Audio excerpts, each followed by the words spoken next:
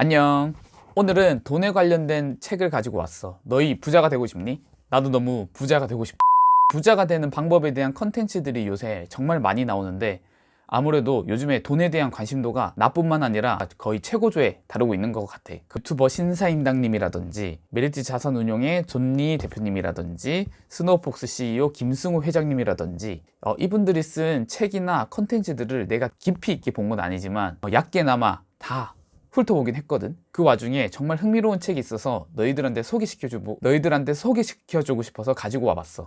보통 돈에 대한 관련된 컨텐츠들을 보면 돈을 벌 수 있는 시스템을 구축하라, 아니면 지금 종잣돈으로 주식을 분산 투자하라, 이런 재테크 법칙이나 성공 노하우들을 보통은 전수하잖아. 근데 오늘 내가 소개할 책은 조금은 흥미로운 관점에서 부를 축적하는 방법을 알려줘. 책 제목은 무려 지금 당장 롤렉스 시계를 사라야. 이 얼마나 자극적인 타이틀이니. 이 책은 일단 처음부터 끝까지 부자처럼 돈을 쓰는 방법, 돈을 모으는 게 아니라 돈을 쓰는 방법에 대해서 얘기를 하고 있어. 그리고 이 돈을 쓰는 만큼 많이 씀에도 불구하고 그 돈은 다시 돌아오게 돼 있다, 돈은 다시 따라오게 되어 있다 라는 말을 하거든. 이 내용까지만 봐도 나는 사실 이 책에 대한 조금 신뢰도가 떨어졌어. 왜냐면 다른 돈에 대해 말하는 저명한 분들과는 다른 방향으로 설명을 하니까. 그래서 별로 신뢰가 가지 않았지. 근데 뒤로 갈수록 내용이 점점 흥미로워져. 이 책이 흥미로워지는 이유는 딱 두 가지야. 첫 번째, 돈을 버는 방식에 진화론적 관점을 투여했다라는 것. 그리고 두 번째, 이 책의 저자가 실제로 대부호에 가깝다라는 것. 이 두 가지가 내가 이 책을 끝까지 읽게 만드는 원동력이 되었어. 작가는 한 번도 돈을 벌고 싶다라는 생각을 한 적이 없어. 단순히 자기가 하고자 하는 것, 갖고 싶은 걸 쫓다 보니까 어느 순간 부자가 됐다라는 거야. 작가는 조금 구체적인 예를 드는데 그냥 자기가 하고 싶은 욕구에 따라서 움직이다 보니까 어느 순간 대부호에 가깝게 되었다라는 거야. 그 롤렉스 시계에도 이제 저자가 말하는 본인의 본능에 따르는 행동 중에 하나라고 볼 수가 있지. 여기서 또 흥미로운 게, 여기서 작가는 말하는 게 흥미로운 것을 먼저 찾으라고 해. 그 흥미로운 걸 찾은 후에 본인의 욕망을 자극하라라는 거지. 그게 이제 작가한테는 고급 승용차고 롤렉스 시계이자 본인의 취미인 사냥 같은 거야. 참고로 이 작가의 취미가 대학생 때부터 사냥이었다라고 해. 일반인들이 쉽게 접할 수 있는 취미는 아니지. 작가가 이렇게 욕망을 강조하는 이유는 이 욕망을 추구할 때 자동 목적 달성 장치가 작동한다라는 거야. 이 자동 목적 달성 장치가 본인을 부자로 만들게 하는 어떠한 자극이 되고 욕망을 이끄는 뭔가가 된다라는 거지. 이런 욕망을 뭔가 구체적인 선명한 이미지와 그리고 신뢰와 믿음으로 추구한다고 한다면 이 부에 더 가까워진다라는 게 이 사람의 논리야. 그리고 작가는 아까 말했듯이 진화론적인 관점에서 말한다고 했잖아. 작가는 인간이 새로운 뇌와 낡은 뇌를 가지고 있다고 하거든. 그 낡은 뇌 중에서도 가장 본능에 충실한 부분을 파충류의 뇌라고 표현을 해.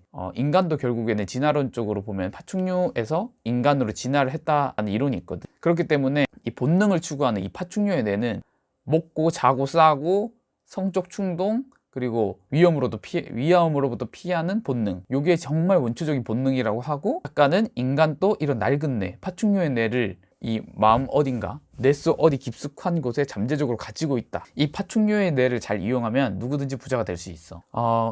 그래서 나는 책을 읽다가 이런 생각을 했어. 그런 욕망이 없는 사람은 어떡하지? 라고 했을 때 그 욕망을 찾는 방법에 대해서도 얘기를 하는데, 일단 첫 번째, 감동 체험을 하라는 거야.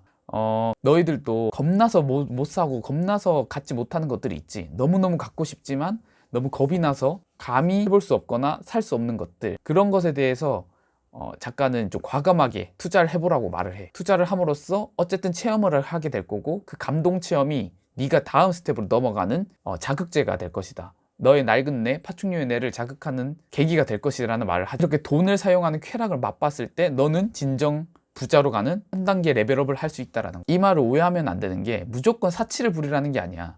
무조건 많은 돈을 사용해서는 안 되지만 정말로 간절히 갖고 싶은 게 있다면, 원하는 게 있다면 적극적으로 투자할 필요는 있다라는 말이지.